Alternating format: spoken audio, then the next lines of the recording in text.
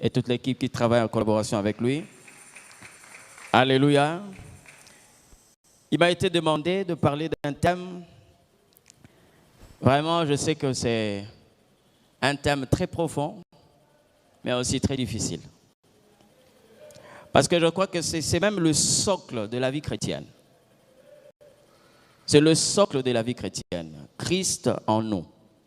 Je ne saurais pas commencer aujourd'hui, mais il y a quelques points que nous allons définir aujourd'hui, si Dieu peut nous permettre, parce qu'on ne peut pas décortiquer ce thème si on n'a pas enlevé certains points obscurs. Vous comprenez? Le plus grand problème de la vie chrétienne, ce n'est pas le temps de venir à l'église, non. C'est plutôt la connaissance qui manque à plusieurs personnes qui viennent à l'église. C'est ça le plus grand problème de l'église. Vous comprenez? Donc, ça dit, il y a ces points que nous devons normalement redéfinir pour permettre à plusieurs personnes de comprendre pourquoi ils sont dans l'église. Pourquoi est-ce que vous êtes dans l'église? L'église, en réalité, c'est quoi? Dans la conception de Dieu, l'église, c'est quoi? C'est pourquoi vous voyez des gens qui ne marchent pas selon le Saint-Esprit, mais qui marchent selon leur propre intelligence. Amen. Mais je sais que ça peut faire très mal, mais supporter, c'est comme ça. La personne qui vous aime, ce n'est pas cette personne qui est en train de caresser votre biberon. Parce que quand on est en train de vous caresser le biberon, vous pouvez commencer même à dormir. Parce que ça vous dorlote un tout petit peu. Mais la personne qui va vous aimer, c'est celui qui viendra appuyer. Il vous fait très mal, mais il vous fait du bien. Alléluia. Je crois que nous allons apprendre à redéfinir notre marche avec le Seigneur. Colossiens chapitre 1, le verset 27. C'est là où je croyais tirer ce thème de la Bible. Si tout le monde est là, nous allons lire la parole du Seigneur. Colossiens chapitre 1, le verset 27, la Bible dit: à qui Dieu a voulu faire connaître quelle est la glorieuse richesse de ses mystères parmi les païens, savoir Christ en vous, l'espérance de la gloire. C'est la version Louis II. Je vais lire une autre version qu'on appelle la version yaviste. Ça va vous aider à comprendre certains sens de la parole de Dieu. Colossiens chapitre 1, verset 27, la version yaviste dit ceci: à qui Elohim a voulu faire connaître quelle est la richesse de la gloire de ses mystères parmi les nations, qui est Messie en vous. Amen. Qui est le Messie en vous, et on conclut par dire, espérance de la gloire. Amen. Que le Seigneur Dieu nous bénisse. En fait, bien-aimés, ici, je suis en train de parler à une personne. Nous allons seulement dégager certains points qui peuvent rendre ce thème un peu obscur. Parce que Dieu n'est pas seulement celui qui se révèle dans la simplicité. Vous comprenez? Dieu n'est pas celui qui se révèle aussi dans la simplicité. Lorsque vous allez, par exemple, pêcher, si vous voulez avoir des frétins, il faut pêcher à la surface. Mais si vous voulez avoir des gros poissons, il faut descendre dans les profondeurs. Amen. Ici, le Seigneur est en train de parler. Il cite quelque chose. Il dit, la vie avec lui, c'est un mystère. C'est-à-dire, le mystère, c'est quoi? En fait, si les hommes ont défini votre vie, c'est que vous n'êtes pas encore arrivé à la chrétienté. Le mystère, c'est une vie que les hommes ne peuvent pas définir. Ça veut dire, le mystère ne trouve pas sa définition dans le dictionnaire humain. C'est-à-dire, tout ce que nous pouvons avoir ici comme dictionnaire, Micro Robert, je ne sais pas, Larousse, tout ce que vous connaissez, le mystère ne peut jamais être expliqué ni défini sur cette terre de vivant. Le mystère n'est défini que par la vie de Dieu. C'est-à-dire que c'est Dieu qui est celui qui définit ce qu'est un mystère. Ça veut dire que quand vous avez marqué votre pas en venant vers le Christ, c'est-à-dire que vous avez divorcé avec la vie ordinaire. Et c'est là où vous commencez à vivre ce que nous appelons le mystère. C'est ça en fait. Et nos églises sont faibles aujourd'hui parce que les gens sont restés tellement naturels. Vous comprenez ce que je dis? L'église ne doit pas être un regroupement de gens qui viennent fuir les sorciers. Regardez les programmes que nous avons chaque mois de décembre dans nos églises. Un mois de prière. Pourquoi on ne le fait pas au mois de janvier? Pourquoi on ne le fait pas au mois de janvier? Pourquoi on ne le fait pas au mois de décembre? Plutôt au mois de février, moins encore avril. Mais pourquoi seulement décembre? Dans la pensée de certaines personnes, on s'est dit qu'il faut être fort dans la prière parce que les sorciers ont l'habitude de bouffer les gens au mois de décembre. Si nous avons un représentant des sorciers ici, ils peuvent nous dire est-ce qu'ils mangent seulement au mois de décembre? Est-ce qu'il y a quelqu'un qui peut nous témoigner s'ils mangent seulement au mois de décembre? Hein? Ils bouffent à tout moment, j'espère. Parce que c'est leur vie. Mais vous allez vous rendre compte de la manière dont les gens prient au mois de décembre parce qu'ils ont peur des sorciers, ils ont peur de la mort. Regardez comment nos églises sont remplies lorsqu'il y a un programme au mois de décembre. Alors ça, c'est déjà quelque chose que les chrétiens devaient mettre de côté. Pourquoi? Parce que la vie chrétienne, c'est l'existence la plus sacrée et la plus puissante sur la terre des vivants. Le plus grand danger pour ce monde n'était pas Ben Laden. Ça, c'est selon les Américains. Pour eux, il représentait un grand danger. Mais pour les gens qui connaissent, le plus grand danger dans ce monde, c'est voir un homme avec Dieu. Il est un véritable danger. C'est pourquoi vous voyez voir quelqu'un comme Christ, il n'avait que 12 disciples. 12 disciples. Mais la Bible dit ceci, l'humanité était en train de trembler en écoutant celui qui marchait avec 12 personnes. Personne n'avait un couteau. Personne n'avait une épée. Vous comprenez ce que je dis? Mais les gens ont compris. Même à sa naissance, il était seul. Quand Hérode a entendu que Jésus est né, la Bible dit tout Jérusalem commençait à trembler. C'est ça la vie chrétienne. Vous comprenez ce que je dis? C'est ça la vie chrétienne. Donc, marcher avec Dieu, vous devez mettre fin à une vie ordinaire. Mais quelquefois, ça ne vous dérange pas. Ça ne vous dérange pas. Vous êtes avec Dieu, mais vous continuez à marcher comme tout le monde. Vous êtes avec Dieu, mais vous menez la vie du commun de mortels. Or, ça, c'est un gâchis. Être avec un Dieu puissant et mener une vie ordinaire, c'est du gaspillage. Donc, c'était mieux que vous puissiez être ce que vous êtes là. Vous comprenez ce que je dis? Soyez ce que vous êtes là. Sans Dieu, ça, c'est normal. Mais avec Dieu, quelqu'un qui a Dieu avec lui. Comprenez ce que je dis? Je veux vous faire sortir l'aspect mystère. C'est-à-dire que vous êtes un mystère. Je n'aimerais pas avoir des chrétiens qui disent très souvent, voilà, je suis un danger des morts. Parce que très souvent, avec les chantres, ils nous ont donné une nourriture. Cette nourriture n'a pas aidé plusieurs personnes à se développer. Je t'interdis aujourd'hui de ne pas faire ce genre de déclaration ou dire que non, voilà, ma vie est un danger des morts. Non, non.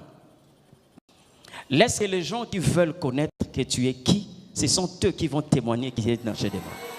C'est ça la vie chrétienne. Vous comprenez ce que je dis? Jamais vous allez voir une cabine électrique dire aux gens, si tu me touches, tu mourras. Non, non, la cabine est là. Si tu vas toucher, c'est toi qui rendras témoignage. Vous comprenez ce que je dis? En fait, c'est ça la vie chrétienne.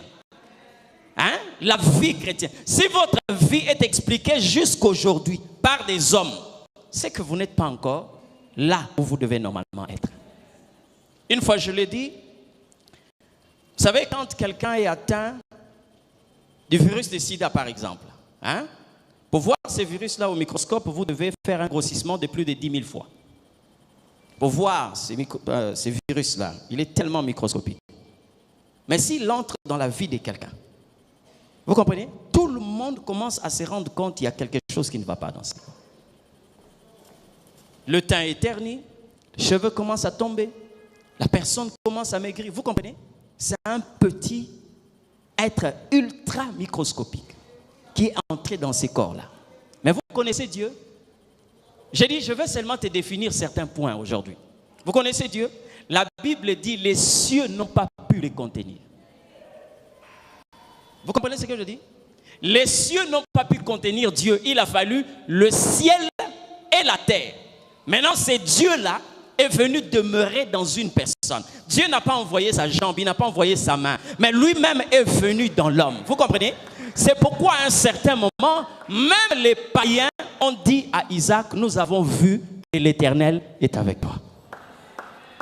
Or, à cette époque, lorsqu'on dit nous avons vu, c'était une dimension réservée aux prophètes parce qu'on les appelait voyants. Mais les païens ont dit à Isaac, nous avons vu, nous, que l'Éternel est avec toi. Vous comprenez ce que je dis?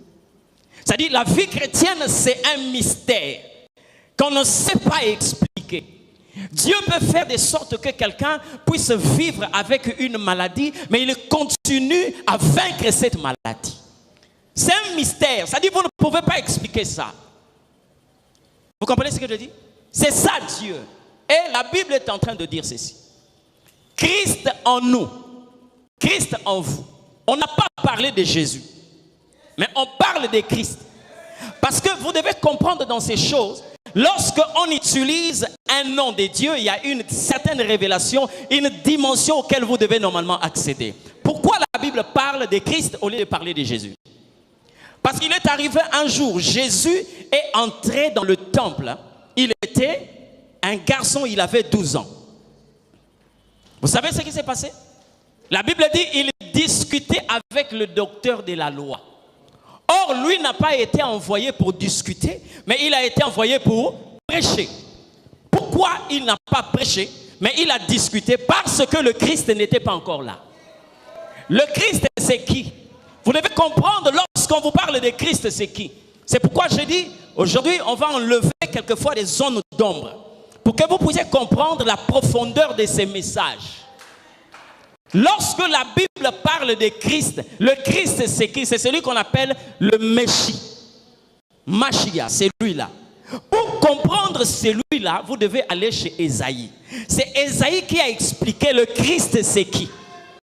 Le Christ a commencé à parler en disant, l'Esprit du Seigneur l'Éternel est sur moi. Parce que le Christ signifie le oint.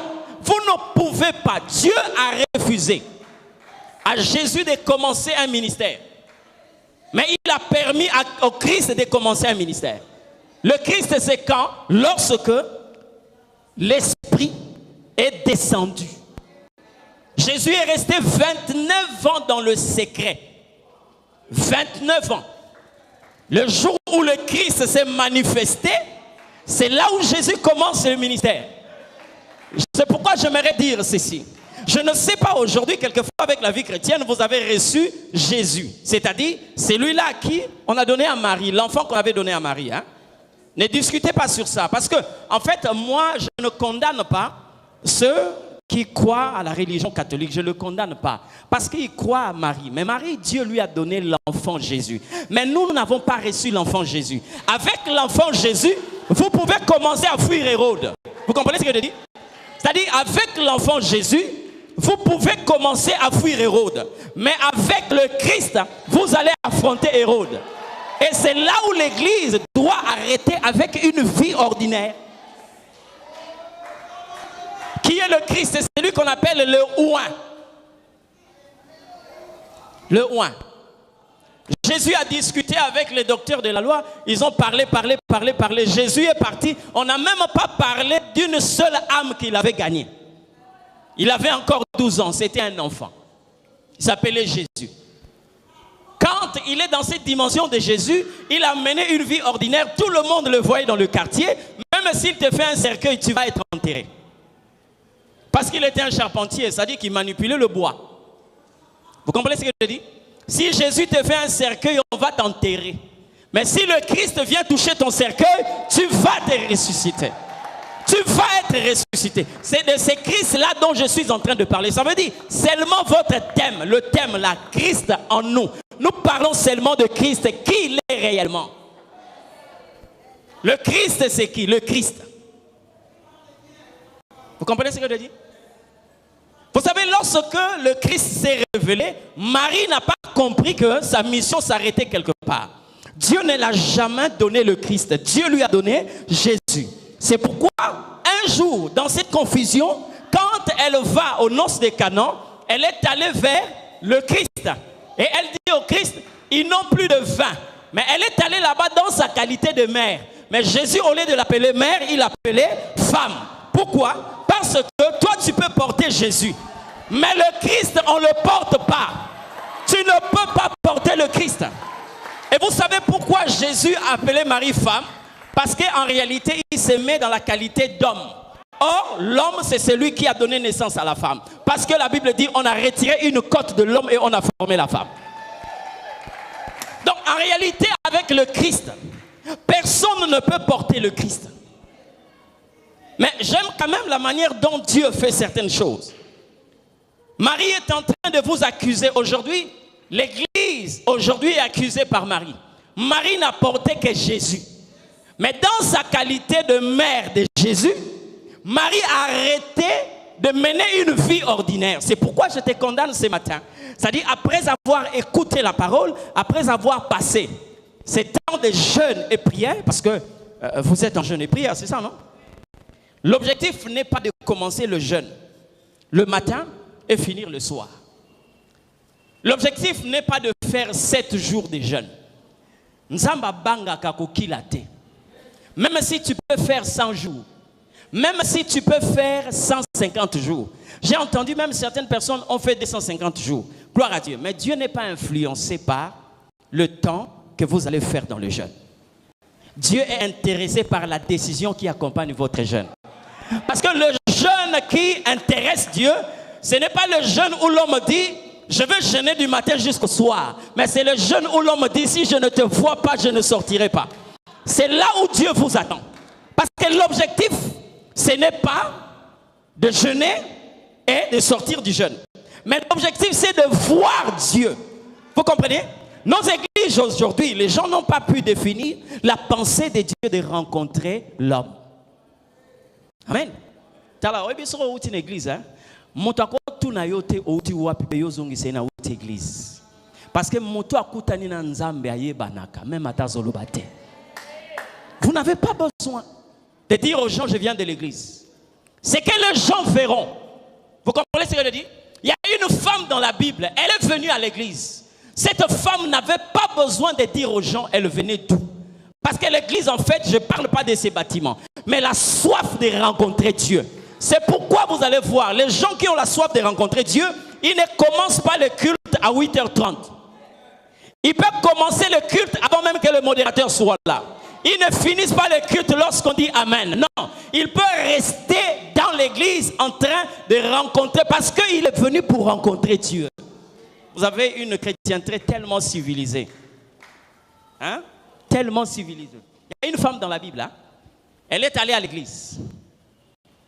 Quand elle est rentrée, les gens constataient que la robe qu'elle portait devenait dongi. C'est comme ça que vous pouvez... Hein? C'est ça, non? Donc la robe qu'elle était en train de porter, elle est sortie de sa maison avec une robe qui arrivait jusqu'aux chevilles.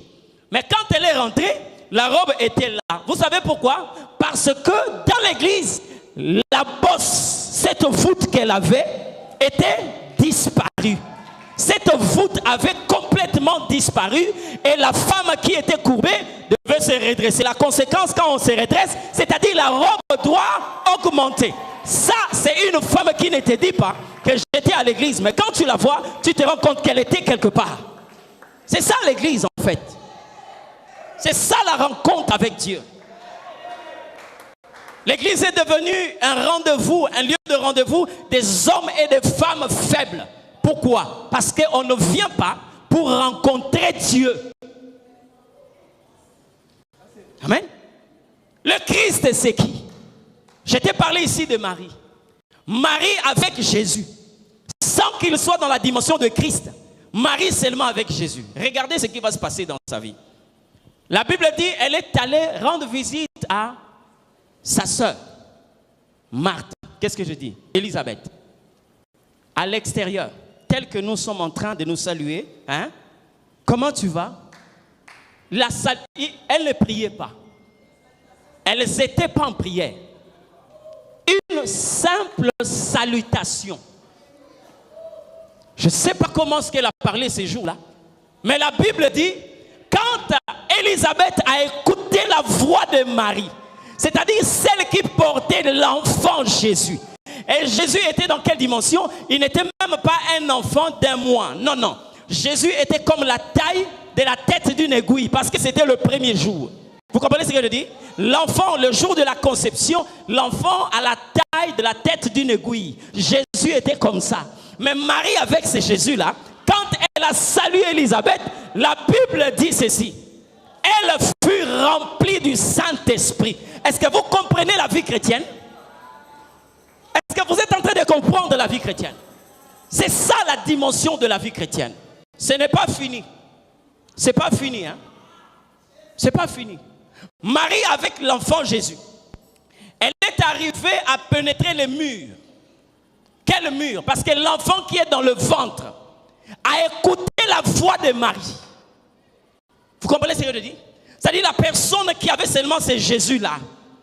Quand elle parle, Élisabeth a dit, l'enfant qui est en moi a écouté ta voix et il a tressailli d'allégresse. Ça, ce n'est qu'un Jésus minuscule qui était dans la vie de Marie. Mais aujourd'hui, c'est une accusation. Parce que vous n'avez pas rencontré Jésus. Vous avez rencontré le Christ. Le Christ. C'est là où Paul a eu des problèmes. Pendant qu'il était en train de vouloir combattre l'église, qui était en train de prier au nom de Jésus, alors le Christ va se révéler. Lorsqu'il voit le Christ, la Bible dit, il est tombé. Jésus ne l'a pas poussé. Jésus ne l'a rien fait. Le Christ s'est révélé. Paul est tombé. Lui qui était un persécuteur, il a été converti en adorateur. Vous voyez la vie chrétienne? À un certain moment, je me pose la question de savoir, est-ce que dans nos églises, les gens comprennent? Hein? Est-ce que dans nos églises, les gens comprennent? C'est que c'est la vie chrétienne. Non, moi nzambe baleye pandoki. Moi nzambe babwa keli mbasu ezuiye. Ça, c'est des choses que le ciel ne sait pas expliquer. Le ciel. Un enfant de Dieu, envoûté, bouffé par un sorcier. Mais comment ça? Comment? Un enfant de Dieu qui vient à l'église avec une bande à la cheville et il vous dit que non, enfant de Dieu. Est-ce que vous savez, je dis bien, est-ce que vous savez ce que c'est être avec le Christ? Marcher avec le Christ. Regardez comment est-ce que Isaïe est en train de dire. L'Esprit du Seigneur, l'Éternel est sur moi. Ça veut dire ceci. L'Esprit de l'Éternel a fait de moi le Christ. Pourquoi? La Bible dit, pour annoncer la bonne nouvelle. Donc lorsqu'on est avec le Christ, la première dimension de vie, c'est de vivre la bonne nouvelle. Or, qu'est-ce que la bonne nouvelle? La bonne nouvelle, ce n'est pas de dire à la femme de Manoah que tu es stérile. Ça, c'est une dimension de la parole de connaissance. C'est-à-dire, extraordinaire. La bonne nouvelle, c'est de dire à la femme de Manoah, voici, tu deviendras enceinte. C'est ça la bonne nouvelle. Amen. L'église, les gens n'allaient pas venir pour chercher ceux qui sont derrière leur souffrance. Non, non, non. Les gens ne viendront pas pour chercher qui est derrière leur malheur, mais les gens viendront chercher qui est l'auteur de leur bonheur.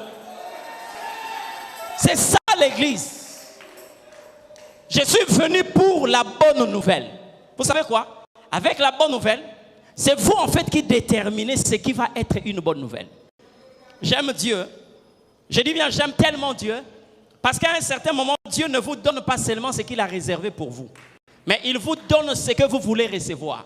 Parce que la joie parfaite vient lorsque Dieu accomplit votre désir.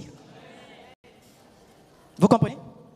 Il est venu pour prêcher la bonne nouvelle aux pauvres. Est-ce que vous vivez cette dimension de vie? Amen.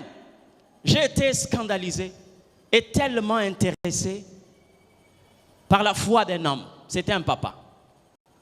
Nous avions prêché quelque part. Il a écouté la parole de Dieu. Lui-même, il a pris la décision. Il dit, j'ai 4 filles chez moi. Des très belles filles. La première a une licence. La deuxième aussi a une licence. La troisième a un graduat. Et l'autre, elle est encore, en fait, elle est couturière, mais elle n'a pas fini ses études. Mais quand tu le vois, ce sont des très belles filles. Mais avec la vie de Dieu, je ne peux pas permettre que ces enfants-là commencent à grandir chez moi. Il a écouté seulement la parole de Dieu. Il dit non, non, non, non, non, ces choses doivent s'arrêter. Ce papa-là est allé en prière. Il dit à sa femme, vous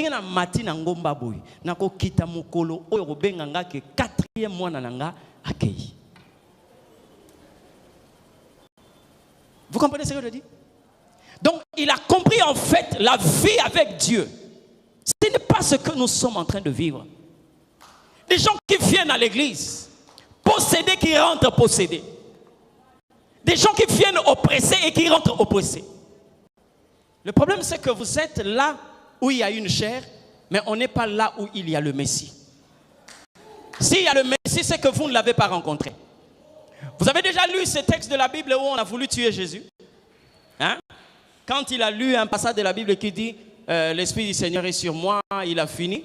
Et la Bible dit, il a remis le rouleau du livre. Hein? Les gens ont pris Jésus et ont voulu le lapider à l'extérieur. Ça, c'est le français qui dit ça parce que nous sommes en train de lire une langue tellement pauvre. Okay? Mais regardez la manière dont cette scène est présentée par rapport aux textes originaux. Dans chaque synagogue, il y avait un siège qui était réservé au Messie parce que les Juifs savaient que le Messie va venir. Donc, dans la synagogue, il y avait un siège qu'on réservait pour le Messie. Lorsque Jésus a lu ce texte de la Bible, il a roulé le livre, il a déposé et il est allé s'asseoir là. Les Juifs ont dit non, non, non, non. Même pas le chef de la synagogue ne peut pas s'asseoir là. Ne peut pas s'asseoir là. Mais toi, qui es-tu pour que tu puisses t'asseoir là? Alors, ils ont voulu le mettre à mort. Vous savez pourquoi? Parce qu'aujourd'hui, beaucoup de nos églises sont comme ça. Beaucoup de nos églises, il peut y avoir un siège pour le Messie, mais le Messie n'est pas là. Et quand le Messie n'est pas là, tu viendras courbé et tu rentreras courbé. Mais gloire soit rendue à l'Éternel. Cette femme-là qui venait chaque jour à la synagogue, mais ce jour-là, elle a rencontré le Christ. Et quand on rencontre le Christ, on ne peut pas lui informer sur ce que nous avons comme problème. Non, non, non. La Bible dit, l'ayant vu, elle n'a pas prié, elle n'a pas intercédé. Vous comprenez ce que je dis? Elle n'a pas... Lorsque le Christ est là, bien aimé, je vais vous donner un témoignage. Même moi-même en tant que pasteur, ça m'avait beaucoup scandalisé. Vous voyez les cultes matinales, hein? Quand nous sommes au culte matinal, les gens sont un peu fatigués. C'est de 6h à 6h45, ok? Quelquefois, le thème qui est exploité, ce n'est pas un thème aussi grave, on ne parlait même pas de la guérison, mais quand le Christ est là. Il y avait un papa dans l'église, un papa que je connaissais très bien et que je connais très bien. Au culte matinal, sa femme est là, ses 2 enfants sont là, si les autres s'apprêtaient pour aller à l'école. Mais pendant qu'on est en train de prier, pendant qu'on est en train d'adorer, j'entends quelqu'un qui crie là-bas, pasteur, pasteur, et Bungi. Je dis, oh, qu'est-ce qui se passe? Alors, il a coupé même la prière, tellement qu'il était paniqué. Je lui pose la question, qu'est-ce qui se passe? Il dit, papa, hernie et Bungi. Mais il avait l'hernie externe. Nous ne sommes pas venus le matin prêcher sur la guérison. Nous n'avons pas parlé de la guérison. Mais comme le Christ était là, quand le Christ est là, même dans un culte de mariage, les possédés sont libérés. Quand lui est présent, l'ayant vu, il la redressa. Vous comprenez ce que je dis? Votre rencontre avec Dieu doit être un défi. Quand tu quittes la maison, essayez un peu de mettre de côté cette façon de voir les choses. Pas mal, ok, on a quelle église, ok, on a quel culte, ok, on a quelle la messe, tout ce que vous connaissez là. Non, tu vas où? Je veux rencontrer Dieu. Les protocoles sont venus le saisir parce qu'il était prêt à descendre les pantalons. Il tremblait de toutes ses forces. J'ai dit, mais problème, papa, vous savez que moi je suis passé par la médecine. Hein? Bon, hernie externe. Hein? Hernie externe. Keba. Donc, ils ont mon libanda, na pantalon, il faut à respecter Yango. Ça a disparu. Disparu. Ou à un culte matinale où certaines personnes sont en train de somnoler parce qu'ils s'est réveillé vers 5h45. Il y a des gens qui somnolent, mais quand le Christ est là, quand le Christ est là, quand le Christ est là, ça ne vous dérange pas? J'ai béni Dieu le jour où cette fille est allée témoigner sur ce que son père a vécu avec le Seigneur. Toke nangomba tebisi papa, Natacha, baero singa facture. Aibisi mwanana lubina lobaki na nzambe bango mine. Soki Natacha zokende. Ngana za awa, il faut que le 4 la parte. Mwanana lubina lobaki na nzambe bango mine. Soki Natacha zokende. Ngana za awa, il faut que le 4 la parte. Il est resté là sur la montagne. Il priait 2 jours, 3e jour, il ne peut que manger des biscuits, la petit beurre. 2 jours, 3 jours, il prie, il peut manger telle ou telle autre chose. Il dit, je ne descendrai ici le jour où toutes ces 4 filles vont quitter de ma maison. Je suis porteur de la gloire de Dieu. Je suis en relation avec la personne la plus puissante au monde. C'est Dieu. Alors mes filles ne peuvent pas commencer à être traitées comme si elles n'ont jamais connu un père qui connaît Dieu. C'est pourquoi je le dis souvent. Les enfants que nous avons ne doivent pas connaître les combats que nous avions connus. Parce que nous avons rencontré le Christ. Vous avez vu? Si vous avez mutu, vous avez nyama, ya mobali, otumbiye, na semence naye, eziki. Mais nous, en venant au Seigneur, nous sommes des sacrifices, des offrandes calcinées. Alors quelqu'un ne peut pas sortir de moi qu'il puisse connaître les mêmes combats que moi. Jamais, au grand jamais. Vous comprenez ce que je dis? Ngana mona batu o culte stili me atikali l'église. Ozokanga atikali l'église pour nani na linga kuta na nzambe. Frère, tu as déjà vu Dieu? Une fois j'étais en train de dire à mes enfants, j'ai dit, je vous excite à voir Dieu. Vous avez quelquefois l'habitude d'aller à la prière pour dire non, Seigneur, liba la ngambo, nanga et tout, c'est pas mauvais. Mais un jour, quand tu verras Dieu, le fait de le voir, ça va changer quelque chose en vous. Vous comprenez ce que je dis? Cet homme est resté sur la montagne pendant 3 mois et demi. Ses filles, toutes sont parties. Dieu n'a pas peur du temps que vous prenez dans la prière, mais Dieu s'intéresse à la décision que vous prenez. Si ces choses ne changent pas, et le Christ dont je suis en train de parler, non seulement qu'il est venu annoncer la bonne nouvelle aux pauvres, il est venu aussi guérir les malades. Et je le dis souvent, le nom de Jésus est un médicament qui guérit des maladies connues et les maladies qui ne sont pas encore connues. Ça veut dire que même quand le coronavirus arrive, Corona vient déjà trouver un médicament capable de le neutraliser. Ce n'est pas Artemisia, ce n'est pas anti-Covid, non, mais le nom de Jésus-Christ. C'est quand même révoltant. Une fois, je le dis, je ne sais pas si c'était lors d'une émission, je l'ai dit, mais c'est révoltant de voir que les autorités du pays nous exigent des lave-mains, des masques dans l'église. Pourquoi? Parce qu'ils ne sont pas en train de voir la puissance que l'église devait normalement dégager. Parce que c'est là où on ne peut pas mettre de gel. C'est là où on ne peut pas exiger des masques. Si la contamination peut se faire à l'extérieur, mais à l'église, l'église c'est le bâtiment. C'est le service qui se trouve derrière la morgue. Vous comprenez ce que je dis? Non, tu n'as pas compris ce que je dis. L'église, en fait, c'est le département, le service qui se retrouve derrière la morgue.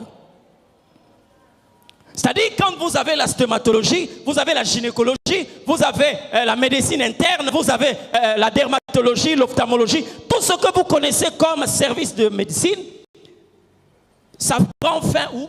À la morgue. Parce que quand un médecin intervient à la morgue, ça veut dire que c'est un médecin légiste. Lui vient seulement constater comment est-ce que cet homme est mort, vous comprenez? Mais l'église, c'est le département qui se situe derrière la morgue. Ça veut dire quoi? Ça dit l'église a la possibilité de ramener en vie celui qui est mort. C'est ça l'église. Et quand l'État ne va pas voir ça, l'État va nous imposer la même vie que les bars. Les gestes barrières, la distanciation. Pourquoi? Parce qu'ils n'ont pas vu cette puissance-là dans l'Église. L'Église ne doit pas être un repère des hommes et des femmes faibles. Je veux bien que vous puissiez bien vous habiller, mais soyez revêtus de la personne de Christ. Vous comprenez ce que je dis? Soyez revêtus de la personne de Christ. Il y a des moments où même le Christ est en train de parler sur autre chose, mais sa présence est en train d'affecter plusieurs personnes. C'est triste de voir des personnes qui sont en train de marcher avec Christ, mais dont le rapport, le signe, la présence de ces Jésus-là, n'est témoigné que de nom. Une fois, j'étais en train de parler avec les chantres chez moi. Je leur ai dit ceci. Est-ce que vous savez, je suis en train de vous entendre au bureau là. Do, sol, c'est pas mauvais. Vous êtes en train de chanter de manière à ce que vous puissiez harmoniser les voix. Mais vous savez, la première personne qui a commencé le ministère de chant, il était capable de libérer un démoniaque par la harpe. Seulement avec la harpe. Quand David chantait, l'esprit mauvais sortait. On n'a pas besoin que le pasteur soit là. Le simple fait d'être avec le Christ, le oint, lorsque on est avec celui qui est oint, aucune barrière, je dis bien aucune barrière. Je l'ai dit avec beaucoup de respect. Si les gens comprennent ce que nous sommes en train de dire, que ceux qui travaillent dans les Médecins sans frontières, qui peuvent retirer ces noms-là. Ce barotique est l'envoyé son médecin sans frontières. Parce que tout médecin a une frontière. Vous comprenez ce que je dis? Tout médecin. Mais il n'y a qu'un seul médecin qui n'a pas de frontières. Même quand vous lui dites qu'il sent déjà, lui, il peut l'ausculter, il peut travailler, il peut le guérir. Même quand on dit on l'a déjà enterré, il a la possibilité de ramener en vie celui qui était déjà enterré. Le véritable médecin sans frontières, c'est Jésus. J'aime partager quelquefois le temps que je passe à la télé ou sur Internet. J'aime voir des choses que le Seigneur a fait avec d'autres hommes de Dieu. Vous comprenez ce que je dis? Pas n'importe quel témoignage, mais c'est-à-dire là où on est en train de voir le Christ à l'œuvre. Vous comprenez? J'ai béni la présence de Dieu dans la vie d'un homme de Dieu, paix à son âme, parce qu'il n'est plus de ce monde. Cet homme en train de prêcher, il se rend compte qu'il y a quelqu'un qui était là devant, qui avait une chaussure orthopédique. Vous connaissez la chaussure orthopédique? C'est-à-dire c'est des gens qui ont... la jambe là est courte, celle-là est longue. Alors, il avait une chaussure qui avait une semelle comme ça. Et la personne tellement, elle était flattée par la présence de Dieu. Flattée par la présence de Dieu. La personne elle-même enlève cette chaussure, elle monte à l'estrade. Il lui pose la question, vous avez besoin de quoi? Il dit, je sais que le Christ là peut me guérir. Mais la condition dans laquelle je suis, j'ai connu un accident, l'orthopédiste a fait ce qu'il pouvait faire, je suis guéri, mais c'est vrai, j'ai perdu au moins 20 cm. Je suis obligé aujourd'hui de porter cette chaussure. Est-ce que vous croyez que le Seigneur a la capacité de le faire? Je le crois, par rapport à ce que j'entends, par rapport à ce que je vois. Mettez-vous là. Il s'est mis là, couché à même le sol, comme ça. Il est assis. L'homme de Dieu dit, je suis en train de prier que le Seigneur honore ta foi. Tellement qu'il était concentré, il touche la jambe courte, il commence à tirer. Quand il commence à tirer cette jambe-là, tellement qu'il était concentré, l'interprète qui était à côté va le taper à l'épaule pour dire, révérend, la jambe-là est devenue plus longue que l'autre jambe qui était correcte. Donc, une jambe qui est normale, on tire celle qui est malade. Celle qui est malade devient plus élancée que celle qui était normale. Alors, il a recommencé à prier pour ramener cette jambe-là à un moment, à un niveau normal. Alors, j'ai compris par là que si Zachée avait connu le Christ dans cette dimension, il n'allait pas monter sur les sycomores. Parce qu'il y a quelqu'un qui pouvait allonger ses jambes pour qu'il puisse avoir la taille et regarder le Christ. C'est ça, en fait, l'Église. Vous priez quelqu'un que vous ne connaissez pas. Vous suivez quelqu'un que vous ne maîtrisez pas. Vous savez, lorsque nous allons quitter cette terre, plusieurs personnes vont regretter. quand ils verront réellement le Christ. Et lorsque le Christ va leur dire réellement, voilà ce que tu pouvais faire si tu me connaissais réellement. J'ai connu une sœur, elle s'appelait Alice. Cette sœur, je l'ai vue à Pointe-Noire. À cette époque, il n'y avait pas la technologie comme nous l'avons aujourd'hui. Le pasteur savait que cette sœur avait un don de guérison terrible. Et quand il y avait des malades à l'église, il demandait à cette sœur, elle était de petite taille. Petite taille. Sœur Alice, viens prier. La sœur Alice était en train de prier pour les malades. Vous savez quoi? Il y a quelqu'un qui était en train de vouloir immortaliser le culte, donc il prenait des photos. Il est allé laver ses photos au laboratoire. Ils sont venus. Oui, à un certain moment, il faut bon dire que un magicien. Technologie, je ne sais pas, Photoshop, non, ça n'a pas existé à cette époque-là. Il sort la photo et cette photo sort noir sur blanc. Vous voyez cette fille-là avec une main au moins de 3 mètres. 3 mètres de long. Le beaucoup. Hein? Comment c'est possible? Qu'est-ce qui s'est passé? Tu étais comment? Les gens ont étudié cette photo pour dire, est-ce que c'est un montage? Est-ce qu'ils ont dit l'image est réelle? Mais comment expliquer ça? C'est là où ils ont compris que le don que cette fille-là avait, ce n'était pas un don ordinaire. Vous comprenez ce que je dis? Ce n'était pas un don ordinaire. C'est là où vous devez normalement être. Vous n'êtes pas une personne ordinaire. Non. Vous n'êtes pas une personne ordinaire. Vous savez, nous sommes quelquefois en train d'être jugés d'une mauvaise façon par les gens. Il y avait un homme de Dieu qui est rentré dans une entreprise parce qu'il voulait voir le directeur. Il a appelé pour dire, voilà, tu peux venir à l'église, tu peux venir au bureau, je suis là. Il dit, non, donnez-moi 1 heure du temps, j'arriverai. Dès qu'il arrive au bureau, il entre, il est reçu par le portier et les secrétaires qui étaient là, les 2 secrétaires qui étaient là, des femmes. De loin, l'autre a dit, Talami Bio. Soromoni Boye, qui a rapport à déranger directeur, Batubaya Ragulukambo. Lui, il n'avait pas écouté ça. Vous comprenez ce que je dis? Il n'avait pas écouté. Quand il avance, il se rend compte que de l'autre côté, il y avait 2 femmes. Même si on l'a appelé, mais par respect, il ne pouvait pas quand même passer. Il leur a dit, bonjour. Bonjour. Et elles ont répondu, bonjour. Après avoir répondu bonjour, l'une commençait à pleurer. Elle a pleuré. L'autre lui a posé la question. Mais, il dit, je ne comprends pas. L'autre aussi a commencé à pleurer. Je ne comprends pas. Pourquoi est-ce que je suis en train de pleurer? Je ne comprends pas. Bien aimé, toute l'entreprise.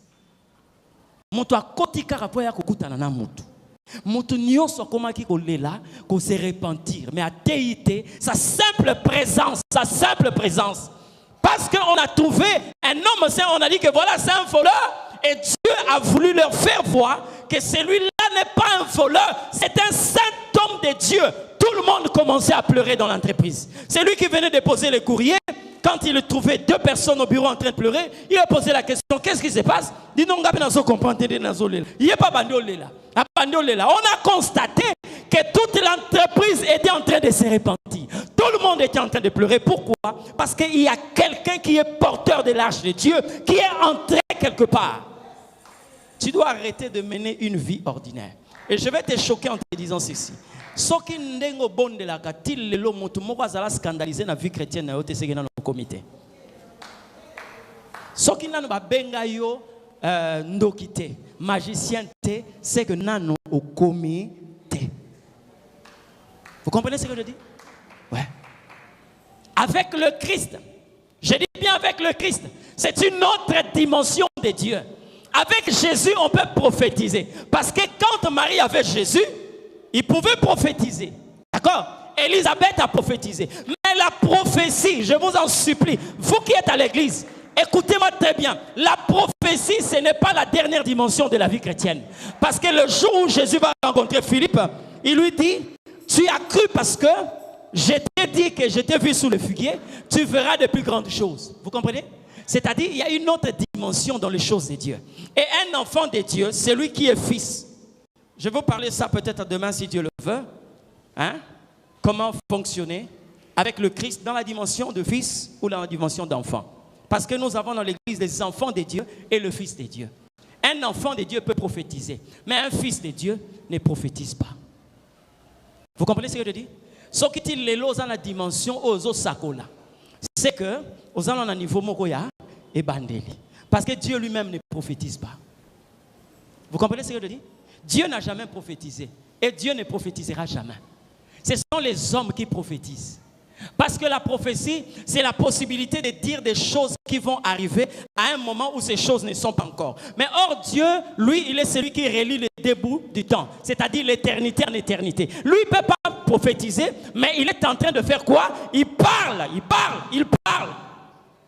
Donc, un fils de Dieu, je dis bien, un fils de Dieu ne prophétise pas, il parle. Ça veut dire qu'il a la possibilité d'annoncer des choses qui n'existent pas. Il les déclare et ces choses arrivent. Parce que le fils ne peut fonctionner que dans la dimension d'imiter le Père. Or, le Père fonctionne comment? Dieu ne prophétise pas. Regardez dans le livre de Genèse, la Bible dit, quand Dieu a vu qu'il y avait le chaos, il a fait quoi? Dieu dit que la lumière soit. Il n'a pas prophétisé. Donc le fils de Dieu ne prophétise pas, il parle.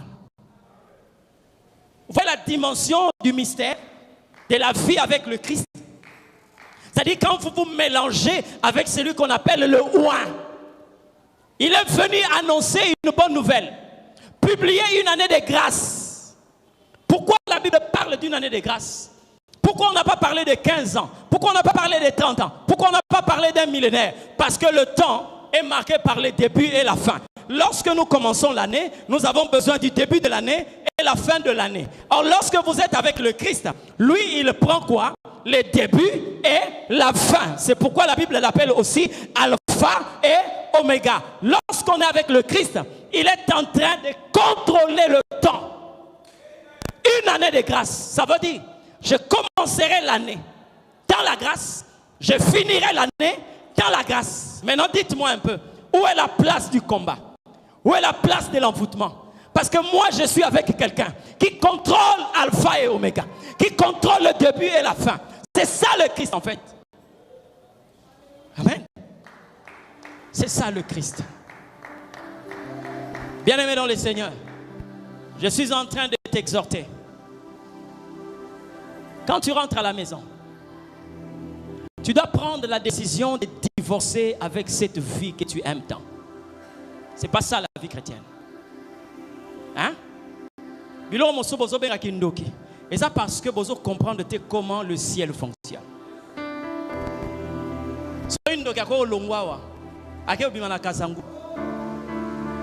Hein? Mais yo solo bana batu que non te waneza e bilora molili. Yawe ya pole za. Hein? Il y a yo il y a lumière et ça. Parce que nous connaissons que le diable n'est qu'un imitateur. Tout ce que le diable fait, il ne fait qu'imiter même en mal le oint. Mais toi qui as la vraie matière, qu'est-ce que tu fais avec cette matière? Papa Lambert, j'ai été avec une dame à l'église. Cette femme, je l'ai toujours dit. Voici ce que Dieu est en train de me dire sur toi. Elle me disait souvent, ah papa, peut-être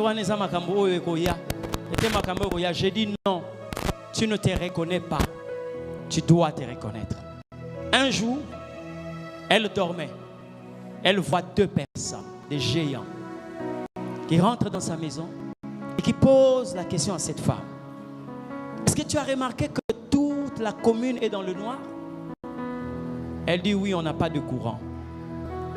L'un de ces hommes va lui dire, pourquoi tu n'allumes pas les groupes que tu as ici?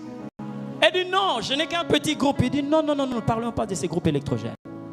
Tu as deux groupes industriels ici dans ta maison qui peuvent alimenter toute cette commune.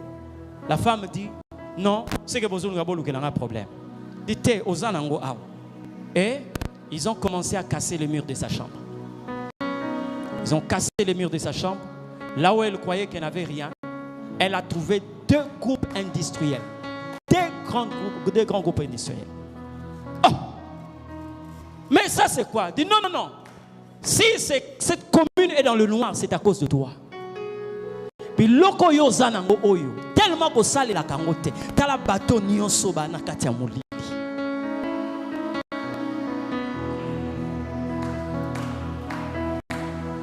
Elle est venue me trouver au bureau, elle m'a dit papa, nalingo expliquer nga makambo pour nous comprendre. Nalobeza makambo oyo za kati na yo ozo lalisa. La Bible me dit ceci, le monde n'attend pas Bill Gates, le monde n'attend pas Mark Zuckerberg, le monde n'attend pas Donald Trump, il n'attend pas Joe Biden, mais le monde attend la révélation des fils de Dieu, c'est-à-dire les gens qui connaissent qui ils sont réellement. Qui ils sont réellement.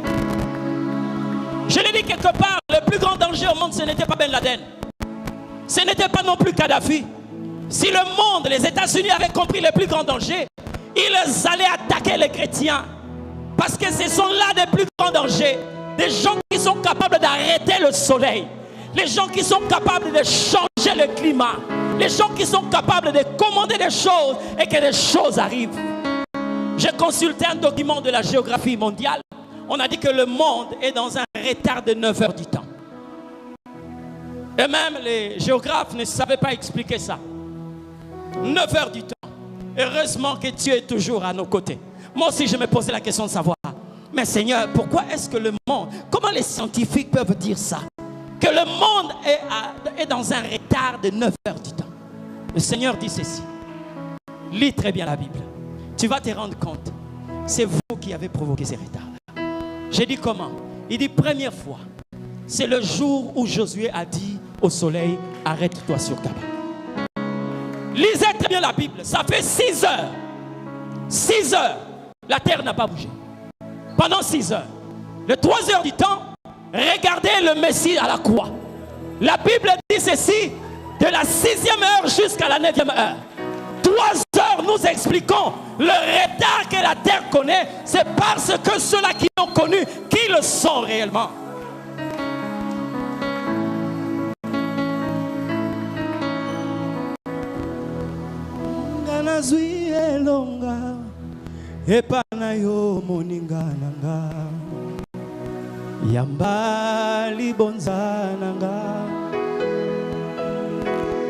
Etondinga ina mote mandi mama sanjoli Yesu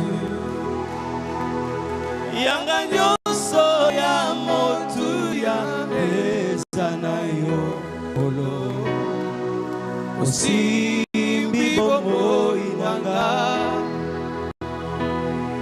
na bolingo kwa yo moninga inaseya ngolu Yesu nganazwi oh Jésus, j'aimerais que tu te mélanges avec Dieu ce matin. Tu ne connaîtras jamais une dimension du surnaturel avec celui qui n'est pas le Christ.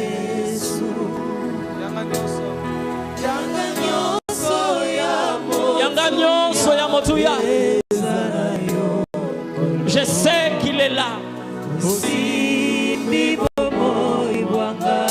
Je sais qu'il est là.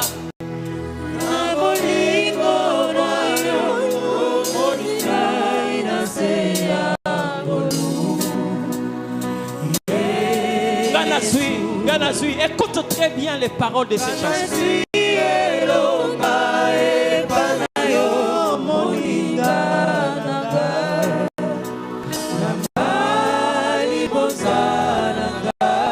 Oh Seigneur de gloire, ta foi c'est une provocation devant Dieu. Ta foi c'est une invitation au Messie. C'est lui qui est loin, c'est lui qui est loin. J'aimerais te demander là où tu es. Tu vas seulement t'élever. Nous voulons étape de vie. Nous voulons atteindre une dimension que nous n'avons pas encore atteint avec le Messie. Je t'appelle le roi ce matin. Je t'appelle le roi ce matin. Là où tu es bien-aimé, je t'invite seulement à t'approcher de Dieu. J'entends une personne qui dit au Seigneur, c'est aujourd'hui ou jamais. C'est aujourd'hui ou jamais. Il y a quelque chose que tu peux ramener aujourd'hui à la maison. Ne prends pas la chaise. Ne prends pas l'argent de l'offrande de l'église. Mais tu peux ramener Jésus dans ta maison.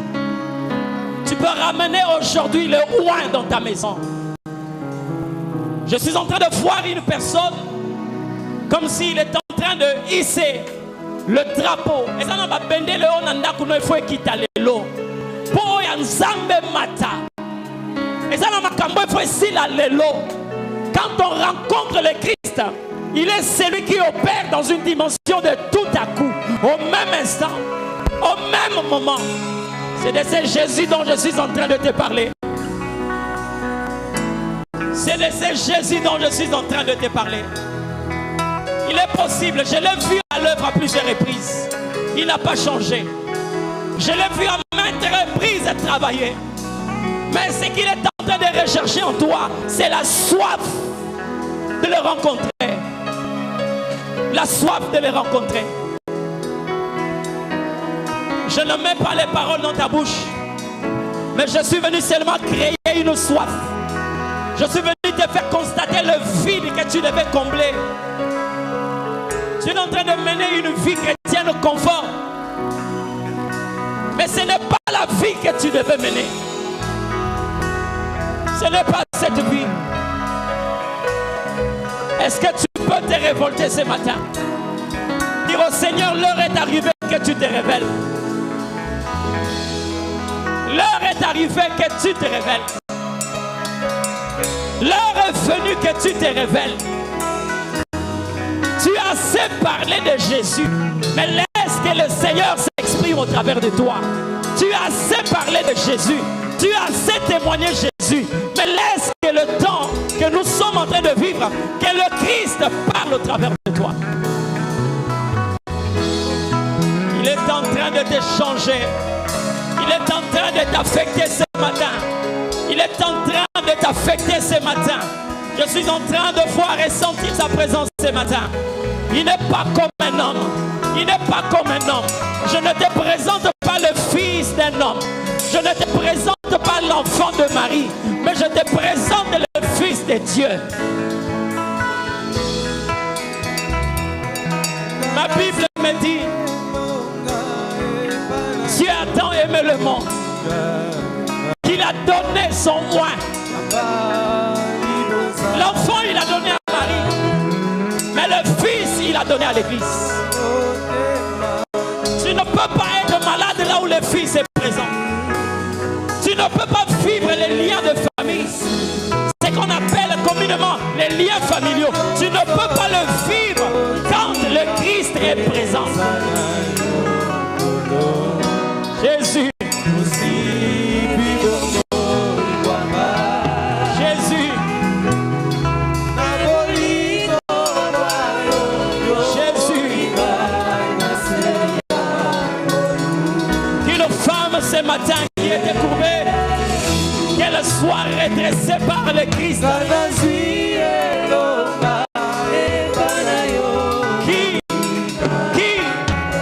Qui sera une barrière pour le Christ?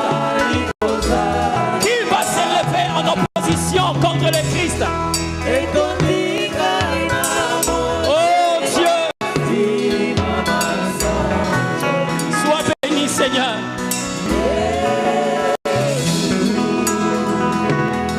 Écoute-moi. Écoute-moi ce matin.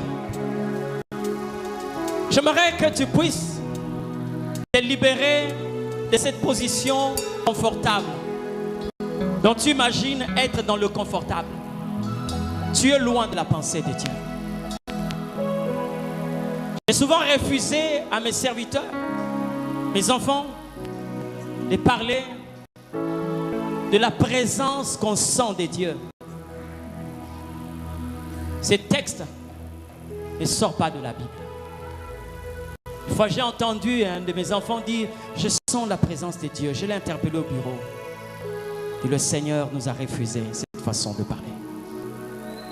Christ a dit ceci: « Le monde ne me verra pas, mais vous me verrez. » Vous savez qu'il est possible que quelqu'un voie le Christ ce matin. Moi, je viens seulement te défier pour te dire que tu es nulle part dans la chrétienté. Tu peux faire 10 ans de vie chrétienne, tu es nulle part. Au moment où il est là, on se ananda.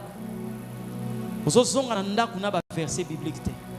Mais on se il faut avoir la capacité à la nzambe. Tu dois être capable de montrer Dieu aux hommes. Si je te demande de prier, prie. Si Dieu ne m'avait pas rassuré, je n'allais pas être là le matin. Je devais me rassurer de sa présence pour que je sois là ce matin. Et j'ai dit au Seigneur dans la prière, si tu as accordé à Élisée cette prière en disant, ouvre les yeux de mon serviteur, fais cela à ceux qui seront là ce matin. Fais ça à ceux qui seront là ce matin.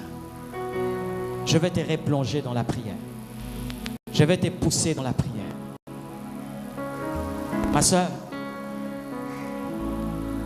celui que nous sommes en train de parler est vrai. Une fois, il m'a dit, je suis plus réel que les hommes. Dieu est plus réel que la personne qui est à côté de toi. Dieu. Est-ce que tu peux prier avec moi? Est-ce que nous pouvons prier ce matin? Dis, Dieu est plus réel que la personne que je vois. Il est plus réel. Je ne te mets pas les paroles dans la bouche, mais nous voulons prier Dieu. S'il y a de ceux qui veulent voir Dieu en ces lieux, vous le verrez. Il est plus réel. Et laisse ta voix, commence à prier le Seigneur. Commence à prier Dieu ce matin. Commence à prier.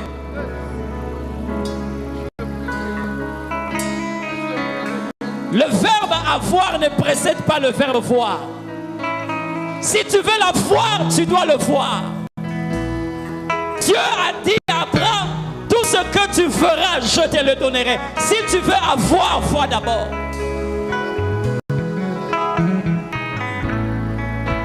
Commence à prier.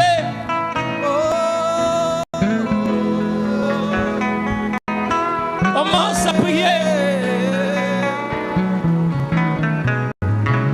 Que ta présence en moi devienne réelle. Commence à prier. Ta présence en moi devienne papa.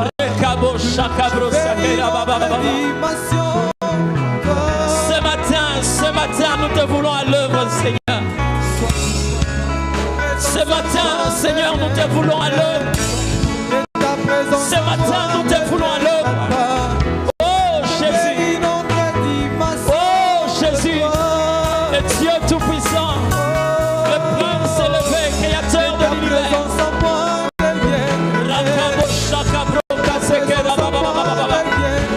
Il est là, Jésus est là. Il est là, le Christ est là. Il est présent. Il est présent, le Christ est présent. Le Christ est présent.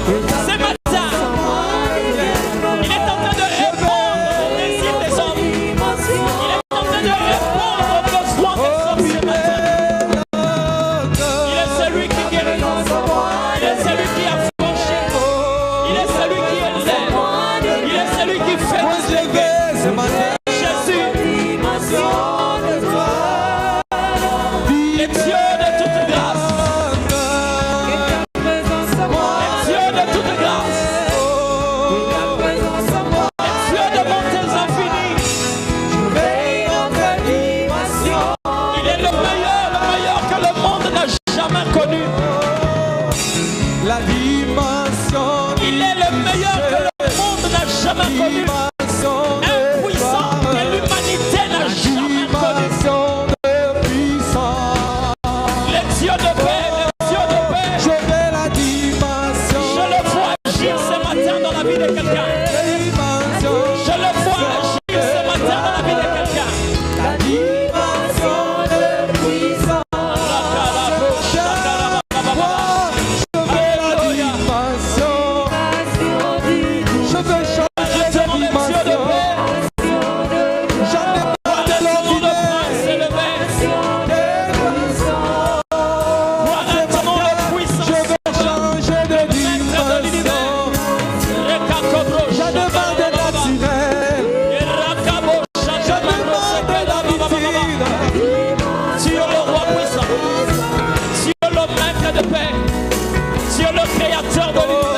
La dimension du Il est en train de toucher plusieurs vies en ces lieux. dimension Il est en train de libérer plusieurs grâces étouffées en ces lieux.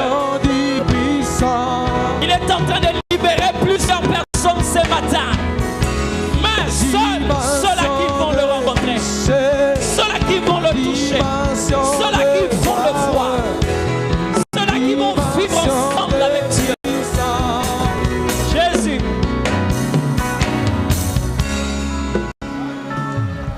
Jésus.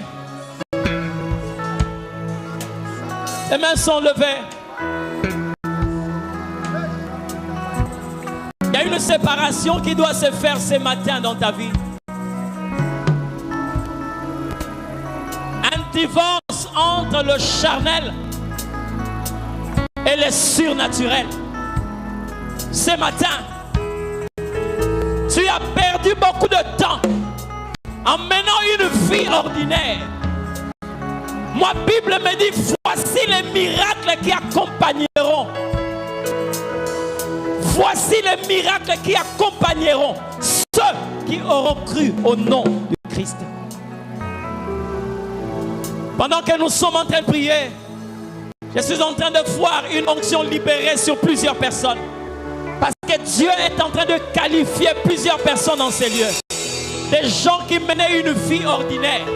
Je suis en train de voir des hommes et des femmes puissantes dans ces lieux. Mais libérez cette dimension de Christ en vous. Libérez cette dimension de Christ.